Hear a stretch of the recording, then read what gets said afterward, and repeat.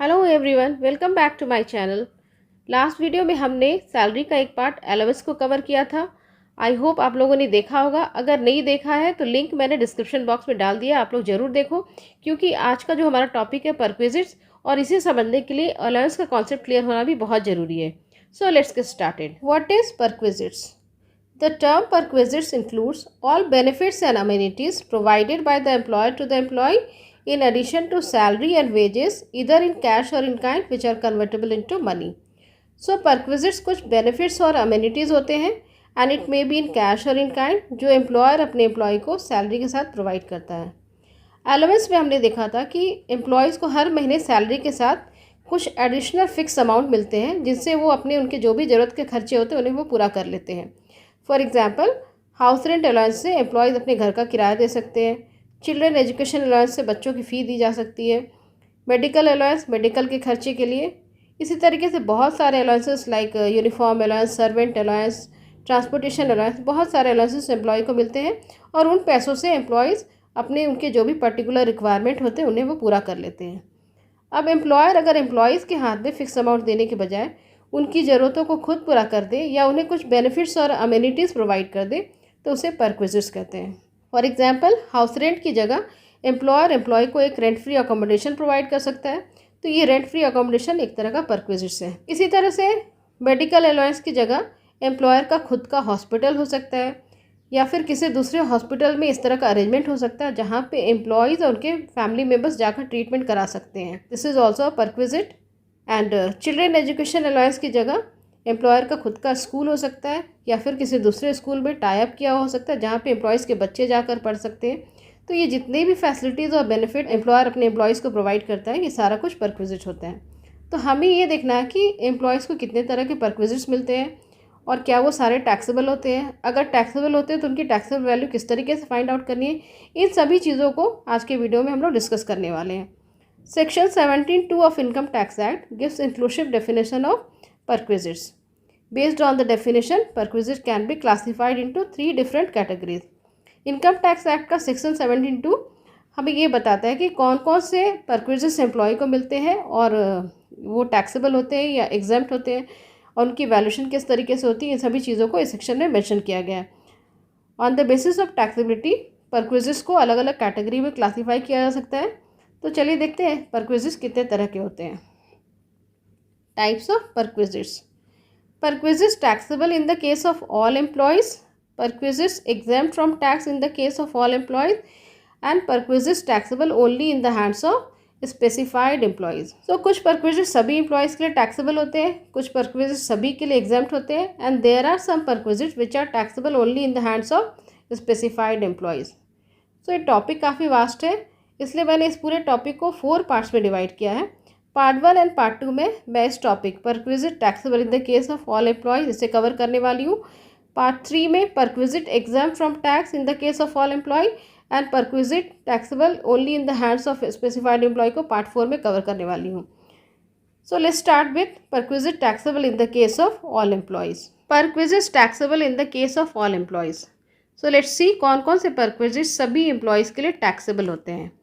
Rent free residential accommodation, unfurnished और furnished. Employer अपने employee को rent free residential accommodation provide कर रहा है and it may be furnished और unfurnished, it is a taxable perquisite for all. Then concession in rent, rent में कुछ concession मिल रहा है एम्प्लॉयर से।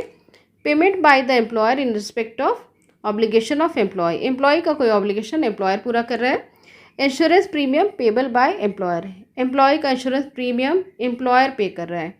स्पेसिफाइड सिक्योरिटी और स्वेट इक्विटी शेयर्स अलॉटेड और transferred by the employer, employee को स्वेट इक्विटी शेयर्स मिल रहा है, मतलब इक्विटी शेयर्स जो मार्केट का प्राइस है उससे कम में मिल रहा है या फिर डिस्काउंट पे मिल रहा है, तो वो स्वेट इक्विटी शेयर्स कहलाते हैं and it is taxable perquisite. Amount of any contribution to an approved superannuation fund, इसकी कुछ लिमिट है, उससे ज़्यादा जो भी कंट्रीब्यूशन एम्प्लॉयर की तरफ से होता है वो टैक्सेबल परक्विजिट होता है। देन अदर फ्रिंज बेनिफिट्स और अमेनिटीज़, इसके अलावा और भी कुछ बेनिफिट्स और अमेनिटीज़ होते हैं जो एम्प्लॉयज़ को मिलते हैं एंड ये सारे के सारे फुली टैक्सेबल होते हैं। तो हमें ये देखना है कि इन सारे परक्विजिट्स की वैल्यूशन कैसे होगी, किस तरीके से इनका टैक्सेबल वैल्यू फाइंड आउट करना है। तो 1 बाय 1 इस सारे परक्विजिट्स को हम लोग डिटेल में डिस्कस करेंगे। आज के वीडियो में मैं पे first and second rent free residential accommodation and concession in rent, इन दोनों टॉपिक को कवर करने वाली हूँ और बाकी के सारे परक्विजिट्स को मैं नेक्स्ट वीडियो में कवर करूँगी। सो let's start with rent free residential accommodation unfurnished, इनकी वैल्यूशन कैसे होती है, let's see. Valuation of rent free residential accommodation unfurnished. Employer अपने एम्प्लॉय को rent free residential accommodation provide कर सकता है और यहाँ पे अकोमोडेशन में फिक्स्ड एंड फ्लोटिंग स्ट्रक्चर दोनों ही आते हैं। Fix structure like flat, house, hotel, motel, guest house and floating structure like mobile house, कारवा, शिप्स, ये सभी फ्लोटिंग स्ट्रक्चर में आते हैं। होटल में अगर अकोमोडेशन प्रोवाइड किया गया तो उसकी टैक्सेबिलिटी अलग तरीके से होती है, वो हम लोग बाद में देखेंगे। यहाँ पे अदर अकोमोडेशंस की बात करते हैं। इसके लिए गवर्नमेंट एम्प्लॉय या नॉन गवर्नमेंट के लिए एम्प्लॉय के लिए अलग अलग रूल है। In case of central and state government employee including military person, इन्हें अगर रेंट फ्री अकोमोडेशन मिला हुआ तो उस घर का वैल्यू क्या होगा, licence fee fix by the government.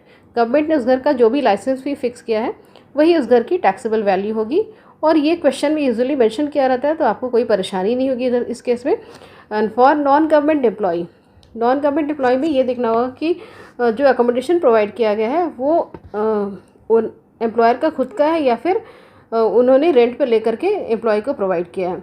बहुत सारी कंपनीज़ होती है जिनकी खुद की कॉलोनी होती है, खुद का फ्लैट होता है जहाँ पे उनके एम्प्लॉय जाकर रहते हैं, तो उनकी टैक्सेबिलिटी अलग तरीके से होती है। So if accommodation is owned by the employer, इस केस में हमें ये देखना होता है कि जो अकोमोडेशन प्रोवाइड किया गया वो किस शहर में, उसकी पॉपुलेशन क्या है। पॉपुलेशन के बेसिस पे उनकी टैक्सेबल वैल्यू फाइंड आउट की जाती है। For example, city having population less than 10 lakh as per 2001 census. अगर अकोमोडेशन ऐसे शहर में प्रोवाइड किया गया जहाँ का पॉपुलेशन 10 लाख से कम है, उस केस में 7.5% ऑफ सैलरी ये उस घर का टैक्सेबल वैल्यू होगा। Then city having population exceeding 10 lakh but not exceeding 25 lakh as per 2001 census, 10% of salary. अगर पॉपुलेशन 10 लाख से ज़्यादा है बट 25 लाख तक ही है, तो उस केस में 10% ऑफ सैलरी उस घर का टैक्सेबल वैल्यू होगा। And city having population exceeding 25 lakh as per 2001 census, 25 lakh से ज़्यादा पॉपुलेशन है शहर का, तो 15% ऑफ सैलरी टैक्सेबल वैल्यू होगा। And if accommodation is not owned by the employer, in that case rent paid or payable by the employer or 15% of salary whichever is lower. Okay, that means employer ने rent पर लेकर के उस house को employ को रहने के लिए दिया है, तो जो भी रेंट एम्प्लॉयर पे कर रहा है और 15% ऑफ सैलरी दोनों कंपेयर करना है, दोनों में जो कम रहेगा वही उस घर का टैक्सेबल वैल्यू होगा। So the value of rent free accommodation is calculated as a percentage of the salary. So salary में क्या क्या आएगा, let's see. Salary for the purpose of rent free accommodation includes basic, DNS allowance or DNS pay if it form a part of retirement benefit, bonus, commission, fee, all other taxable allowances, only taxable amount लेना है। जो exempt allowances है उन्हें नहीं लेनी है, जो partly taxable allowances है उनमें से हमें calculate करना है और सिर्फ taxable allowance को यहाँ पे लेना है। Any other monetary payment by whatever name called, employer अपने एम्प्लॉय को एवरी मंथ कोई भी monetary payment कर रहा है तो उसे भी लेना है। And it does not include perquisites, lump sum payments received at the time of termination of service or superannuation or voluntary retirement like gratuity, severance pay, leave encashment, voluntary retirement benefit, commutation of pension and similar payments. सो हमें perquisites नहीं लेनी है, किसी भी तरह की perquisites हमें salary में यहाँ नहीं लेनी है। एंड जितने भी रिटायरमेंट बेनिफिट्स है लाइक ग्रेचुटी, सेवरेंस पे, लीव एनकैशमेंट, वॉलंटरी रिटायरमेंट के समय में जो भी पैसे मिल रहे हैं उनको नहीं लेना है। लेकिन जैसे लीव एनकैशमेंट अगर ड्यूरिंग द सर्विस मिल रहा है तो उसे लेना है, बट रिटायरमेंट के टाइम में जो लमसम अमाउंट मिल रहा है उसे नहीं लेना है। Let's understand this with the help of an illustration. Mister Chauhan has the following salary structure: basic salary 5,000 per month, entertainment allowance 1,000 per month, education allowance 500 per month, DA 3,000 per month, fee 5,000 per annum, bonus 10,000 per annum, professional tax of employee paid by employer 2,000 for the year. He has been provided a rent-free accommodation in Mumbai. 60% of DA only form part of retirement benefit. Compute taxable value of accommodation in the hands of Mr. Chauhan in the following cases: the employer owns such accommodation and the employer hires such accommodation at a monthly rent of 900. तो इन दोनों cases में हमें rent free accommodation की value find out करनी है। तो इसके लिए सबसे पहले हमें सैलरी कैलकुलेट करना होगा। तो रेंट फ्री अकोमोडेशन के लिए सैलरी में हम लोग क्या क्या लेते हैं, बेसिक, डीए अगर रिटायरमेंट बेनिफिट का पार्ट है तो, then bonus, commission, fee and जितने भी टैक्सेबल अलाउंसेस हैं वो लेने हैं। और इसके अलावा कोई other monetary benefit employer provide कर रहा है एम्प्लॉय को रेगुलर बेसिस पे तो वो लेना है। लेकिन कोई भी लमसम पेमेंट रिटायरमेंट के टाइम में जो मिल रहा है एम्प्लॉय को वो नहीं लेना है, और परक्विजिट्स नहीं लेने हैं। ठीक है, तो चलो यहाँ पे देखते हैं क्या क्या हमें लेना है सैलरी के लिए। तो सबसे पहले बेसिक सैलरी ये लेना होता है 5000 के हिसाब से, 12 मंथ का हो गया 60,000। Okay, then entertainment allowance, it is fully taxable allowance, तो इसे लेनी होगी 1000 के हिसाब से, 12 मंथ का 12,000 हो जाएगा। एजुकेशन अलाउंस 500 पर मंथ के हिसाब से मिला, दैट मीन्स 12 मंथ का हो गया 6000, एम्प्लॉय को 6000 मिल रहा है। एंड इसमें से एग्जम्प्ट कितना होगा, 100 पर मंथ के हिसाब से पर चाइल्ड के लिए, और मैक्सिमम 2 बच्चों को एग्जम्पशन मिलता है। तो यहाँ पे इसके 3 बच्चे हैं तो इनको 2 बच्चों को एग्जम्पशन मिलेगा। सो 100 रुपीज़ पर मंथ पर चाइल्ड के हिसाब से टोटल एग्जम्पशन हो गया 1200 एक बच्चे का और 2400 2 बच्चों का, तो ये हो गया 2400। तो इसे माइनस करने पर ये आ जा रहा है 3600, ये टैक्सेबल एजुकेशनल अलाउंस हो गया। देन डीए 3000 पर मंथ, तो ये 12 मंथ का हो गया 36,000। लेकिन इसमें से हमें सिर्फ 60% लेना है, क्योंकि 60% only form part of retirement benefit. ठीक है, तो इसका 60% लेंगे तो ये हो जाएगा कैलकुलेट करने पर 21,600। ओके, देन ये फ़ी पूरी तरह से टैक्सेबल होती है, फ़ी पूरा ले लेना है, बोनस पूरा लेना है, पूरा टैक्सेबल होगा। And then professional tax of employee paid by employer 2000 for the year, that means employee का जो प्रोफेशनल टैक्स है उसे एम्प्लॉयर ने पे किया, तो ये एक तरह का परक्विजिट होता है, तो इसे नहीं लेना है। ठीक है, कोई भी परक्विजिट हमें नहीं लेना है। तो इसके बेसिस पे हम लोग सैलरी कैलकुलेट करते हैं। तो सैलरी हो जाएगा बेसिक 60,000, देन बोनस और कमीशन पहले लेते हैं, बोनस एंड सॉरी कमीशन नहीं है, फ़ी है, फ़ी लेते हैं। बोनस 10,000 एंड फ़ी 5,000। इसके बाद अलाउंसेस लेते हैं। अलाउंसेस में सबसे पहले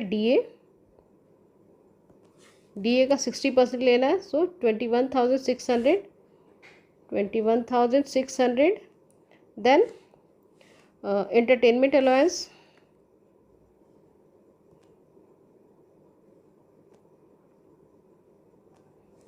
इट इज़ 12,000। यहाँ हमने कैलकुलेट किया है 1000 पर मंथ के हिसाब से, 12 महीने का हो गया 12,000। And then children education allowance,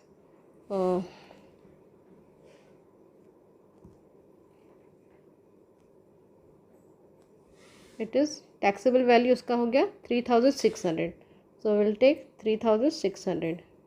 इन सभी को ऐड करने पर सैलरी आ जा रहा है हमारा 1,12,200। तो इसके बेसिस पे हमें रेंट फ्री अकोमोडेशन की टैक्सेबल वैल्यू फाइंड आउट करनी होगी। केस 1 में क्या है, the employer own such accommodation, जब अकोमोडेशन एम्प्लॉयर का खुद का होता है, मे बी कंपनी की खुद की कॉलोनी है, फ्लैट्स है जिसमें एम्प्लॉय रह रहा है, तो उस केस में क्या होता है, जिस शहर में अकोमोडेशन प्रोवाइड किया गया वहाँ का पॉपुलेशन देखना होता है, और पॉपुलेशन अगर 25 लाख से ज़्यादा हो तो 15% ऑफ सैलरी, 25 लाख से कम बट 10 लाख से ज़्यादा हो तो 10% ऑफ सैलरी, और 10 लाख से भी कम हो तो 7.5% of salary rent free accommodation की वैल्यू होती है। तो यहाँ एम्प्लॉय जो है वो मुंबई में रह रहा है, तो मुंबई का पॉपुलेशन ऑब्वियसली 25 लाख से ज़्यादा होगा, तो यहाँ पे हमें 15% ऑफ सैलरी लेनी होगी। So 15% of 1,12,200, so we get, calculate करने पर ये आता है 16,830। एंड सेकेंड केस है, the employer hire such accommodation at a monthly rent, जब एम्प्लॉयर हायर करके देता है तो टैक्सेबल वैल्यू क्या होगा, मिनिमम ऑफ द फॉलोइंग, इसमें पहला हो गया एक्चुअल रेंट पेबल और paid by employer, so it is 900 into 12, 12 महीने का 900 के हिसाब से ये हो जाता है 10,800। एंड दूसरा 15% ऑफ सैलरी, 15% ऑफ सैलरी हमने कैलकुलेट किया है यहाँ पे, सो ये हो जाएगा 16,830। इन दोनों में जो लीस्ट अमाउंट है दैट इज़ 10,800, तो ये टैक्सेबल वैल्यू हो गया सेकंड केस में रेंट फ्री अकोमोडेशन का। ठीक है, केस 1 में रेंट फ्री अकोमोडेशन का टैक्सेबल वैल्यू और 16,830 एंड केस 2 में ये हो गया 10,800। ओके, सो आई होप समझ में आया होगा। Valuation of rent free furnished accommodation, अगर एम्प्लॉयर अपने एम्प्लॉय को फर्निश्ड अकोमोडेशन प्रोवाइड करता है तो उसकी टैक्सेबल वैल्यू क्या होगी। जस्ट लाइक जैसे हम लोग अनफर्निश्ड अकोमोडेशन का वैल्यू फाइंड आउट करते हैं, उसी तरीके से उसका वैल्यू फाइंड आउट करना है और फिर उसमें फर्नीचर की वैल्यू ऐड करनी है। तो वैल्यू क्या होगा फर्निश्ड अकोमोडेशन का, value of accommodation plus value of furniture. तो यहाँ पे वैल्यू ऑफ अकोमोडेशन निकालना कैसे, ये हमने पहले ही देख लिया है। वैल्यू ऑफ फर्नीचर क्या होगी, as per the following table. If furniture is owned by the employer, employer का खुद का फर्नीचर है तो 10% of original cost of furniture, furniture का जो भी कॉस्ट होगा उसका 10% ले लेना है। और if furniture is hired by the employer, employer ने हायर करके दिया है तो एक्चुअल हायर चार्जेस पेड और payable by the employer. Okay, furniture here means refrigerator, television, radio, air conditioner and other household appliances. The above rule is applicable to government as well as non-government employer. सभी के लिए ये rule applicable है, चाहे वो government employee हो या non government employee हो। Let's do one more sum. Sri Asutosh has been provided with the furnished accommodation in a city having population of 14 lakh as per last census. Municipal value of the house owned by employer is 80,000, whereas fair rent of the house is 1 lakh. His salary details are as under: basic 25,000 per month, allowance for increased cost of living 5,000 per month, children education allowance 3,000 per month. He has one son and 2 married daughters. And कुछ furniture भी मिले हुए हैं employ को जो employer ने higher किया है। टीवी 2,000 पर एनम के हिसाब से and other furniture 1,000 per month के हिसाब से। एंड कुछ फर्नीचर्स एम्प्लॉयर का खुद का जो उन्होंने एम्प्लॉय को दिया है दैट इज़ रेफ्रिजरेटर 10,000 के कॉस्ट का, washing machine 5,000 and other furniture 20,000 का। सो हमें यहाँ पे कैलकुलेट करना ग्रॉस टैक्सेबल सैलरी। इसके लिए हमें जितने भी परक्विजिट्स हैं एंड टैक्सेबल अलाउंसेस हैं उनकी वैल्यू कैलकुलेट करनी होगी। तो सबसे पहले रेंट फ्री अकोमोडेशन का वैल्यू कैलकुलेट करते हैं विच इज़ फर्निश्ड अकोमोडेशन। तो इसके लिए हमें क्या करना होगा, अनफर्निश्ड अकोमोडेशन का वैल्यू कैलकुलेट करना होगा, उसमें फर्नीचर की वैल्यू को ऐड कर देनी होगी। तो रेंट फ्री अनफर्निश्ड अकोमोडेशन के लिए सिंस ये जो हाउस है it is owned by employer, तो हमें पॉपुलेशन के बेसिस पे रेंट फ्री अकोमोडेशन का वैल्यूएशन करना होगा। तो इनका पॉपुलेशन ये जहाँ पे इन्हें मिला हुआ घर वहाँ का पॉपुलेशन 14 लाख है। ठीक है, तो ये होगा 10% ऑफ सैलरी, क्योंकि अगर पॉपुलेशन 10 लाख से ज़्यादा होता है 25 लाख से कम होता है तो हमें 10% ऑफ सैलरी लेनी होती है। तो इसके लिए सबसे पहले हमें सैलरी कैलकुलेट करना होगा। ये fair rent and municipal value जो दिया हुआ है इसका कोई यहाँ पे यूज़ नहीं है। सबसे पहले हम लोग सैलरी कैलकुलेट करेंगे फॉर रेंट फ्री अकोमोडेशन। तो यहाँ पे बेसिक 25,000 पर मंथ है, तो पूरे साल का 12 मंथ का ये हो जाएगा 3 lakh. 25,000 into 12 that is 3 lakh. Then allowance for increase cost of living DA 5,000 per month, तो ये पूरे साल का 60,000 हो जाएगा। And children education allowance 3,000 per month के हिसाब से पूरे साल का 12 मंथ का 36,000। इसमें से एग्जम्पशन का अमाउंट माइनस करना है, 100 पर मंथ पर चाइल्ड के हिसाब से 2 बच्चों को मिलता है, तो ये हो जाएगा 2,400। ठीक है, तो ये आ जाएगा हमारा 33,600। तो इसे भी ऐड कर लेते हैं यहाँ पे 33,600। तो सैलरी हमारा रेंट फ्री अकोमोडेशन के लिए आ जाता है 3,93,600।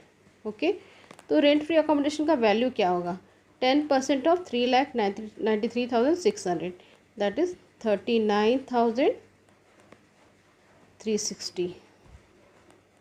ओके, अब हमें इसमें फर्नीचर की वैल्यू को ऐड करनी है। तो यहाँ पे जो हायर चार्जेस वो तो एज इट इज़ लेना है 2000 पर एनम टीवी के लिए, तो ये 2000 हो गया। And then other furnitures 1000 per month के हिसाब से 12 मंथ का हो जाएगा 12,000। सो दिस इज़ 14,000 वैल्यू हो गया उन फर्नीचर्स का जो एम्प्लॉयर ने हायर किया है। एंड देन जो फर्नीचर एम्प्लॉय का खुद का उसका क्या वैल्यू होगा, 10,000 प्लस 5,000 प्लस 20,000, दैट इज़ 35,000। इन तीनों को ऐड करने पे 35,000 आ जा रहे हैं। इसका 10% वैल्यू होगा इन फर्नीचर्स का टैक्सेबल वैल्यू। ओके, तो 35,000 का 10% हम लोग लेंगे 3,500। तो ये जो एम्प्लॉयर का खुद का फर्नीचर है उसका वैल्यू 3,500 हो गया, और जो एम्प्लॉयर ने हायर किया उसका वैल्यू 1,400। तो टोटल वैल्यू फर्नीचर की कितनी हो गई, 3,500 प्लस 14,000। तो ये हो जाएगा 17,500, ये फर्नीचर की वैल्यू। ओके, और यहाँ पे रेंट फ्री अकोमोडेशन की वैल्यू हमने फाइंड आउट की है 39,360। सो पूरा जो फर्निश्ड अकोमोडेशन का वैल्यू कितना होगा, 39,360 प्लस 17,500।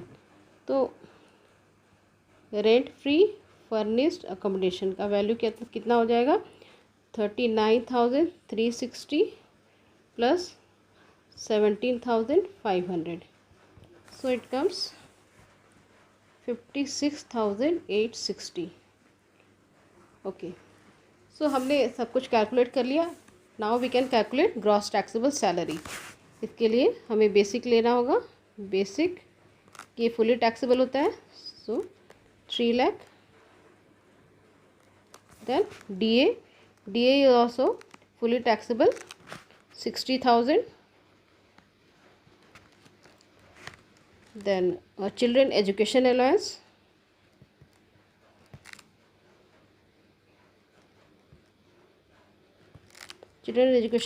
है 33,600। हमने कैलकुलेट करके रखा एग्जम्पशन का अमाउंट माइनस करने के बाद। Taxable value children education allowance का हो रहा है 33,600। Then value of perquisites rent free furnished accommodation, इसकी वैल्यू कितनी है, 56,860। Rent free furnished accommodation, so it comes 56,860। तो gross taxable salary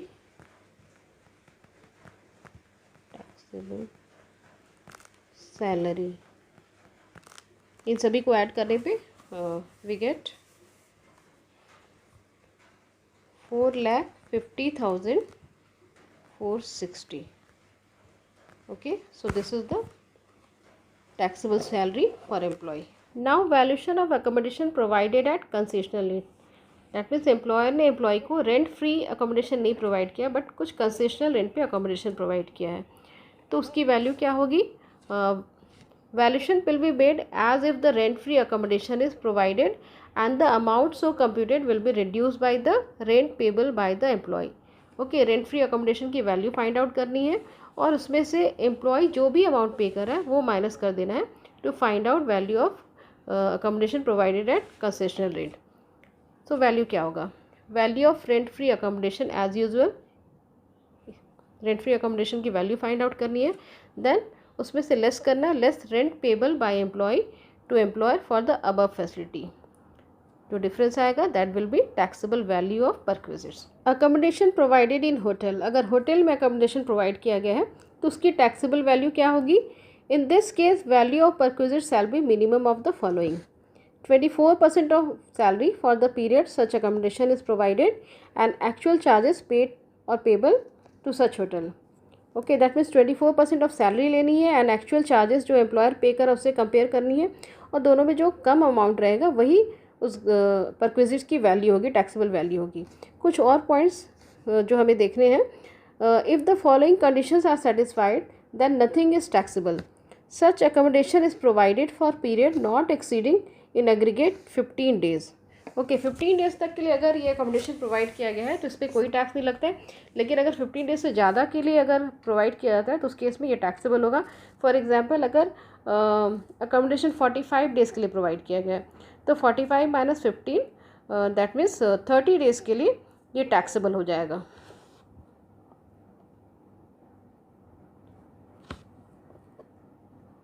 And second, such accommodation is provided on transfer of employee from one place to another place. अगर employ के transfer के case में इस तरह का अकोमोडेशन प्रोवाइड किया गया then nothing is taxable. If the employee pays any rent, the value so determined shall be reduced by the rent actually paid or payable by the employee. That means अगर इस facility के लिए employ कोई भी amount पे कर रहा है तो उस अमाउंट को इस टैक्सेबल वैल्यू से रिड्यूस किया जाएगा. फॉर एग्ज़ाम्पल इसकी टैक्सेबल वैल्यू से 5000 आ रही है और एम्प्लॉय इसके लिए 2000 पे कर दे रहा है तो टैक्सेबल वैल्यू क्या होगा 3000. Some other points to be noted. Where an employee is transferred from one place to another and he is provided with an accommodation at a new place also, the value of perquisite shall be taken for only one such house having lower value for a period not exceeding 90 days. Thereafter the value of both such houses are taxable. That means employee का transfer हो रहा है, जहाँ वो पहले काम कर रहा था वहाँ उसे एक रेंट फ्री अकोमोडेशन मिला हुआ था और जहाँ वो ट्रांसफ़र होकर जा रहा है वहाँ भी उसे एक रेंट फ्री अकोमोडेशन मिल जा रहा है. तो कुछ दिनों के लिए एम्प्लॉय के पास 2 रेंट फ्री अकोमोडेशन हो जाते हैं. तो इस केस में एम्प्लॉय को 90 डेज़ की छूट मिली होती है. 90 डेज़ तक एम्प्लॉय किसी एक घर के लिए टैक्स पे कर सकता है और दोनों घरों में से जिस घर की टैक्सेबल वैल्यू कम होगी उसके लिए वो टैक्स पे करेगा. लेकिन 90 डेज़ के बाद एम्प्लॉय को दोनों घरों के लिए टैक्स पे करनी होगी. And second point, any accommodation provided to an employee working at a mining site or an onshore oil exploration site or a project execution site or a dam site or a power generation site or an offshore site would not be treated as perquisite provided it satisfy either of the following conditions. That means employee किसी ऐसे जगह पे काम कर रहा है like mining site, onshore oil exploration site, project execution site, ऐसे किसी साइट पे काम कर रहा है और उसे अकोमोडेशन प्रोवाइड किया गया है तो उसे परक्विजिट नहीं माना जाएगा अगर इन दोनों में से कोई भी एक कंडीशन पूरी होती है. पहला कंडीशन क्या है? The accommodation is of a temporary nature and having plinth area not exceeding 800 square feet is located not less than 8 kilometre away from local limits of any municipality और a cantonment board. And second condition, the accommodation is located in a remote area. तो पहला condition क्या है? Accommodation temporary nature का है and इसकी plinth area 800 square feet से ज़्यादा नहीं है और इसकी दूरी किसी भी म्यूनिसिपैलिटी से कम 8 किलोमीटर है. ठीक है, तो ये पहली कंडीशन पूरी हो जाएगी. एंड सेकंड कंडीशन क्या है? Accommodation is located in a remote area. Accommodation किसी रिमोट एरिया में प्रोवाइड की गई है. तो इन दोनों में से कोई भी अगर एक कंडीशन पूरी होती है तो इसे इस अकोमोडेशन को परक्विजिट नहीं मानी जाएगी. Thank you so much for watching this video. Please like, share and do subscribe my channel.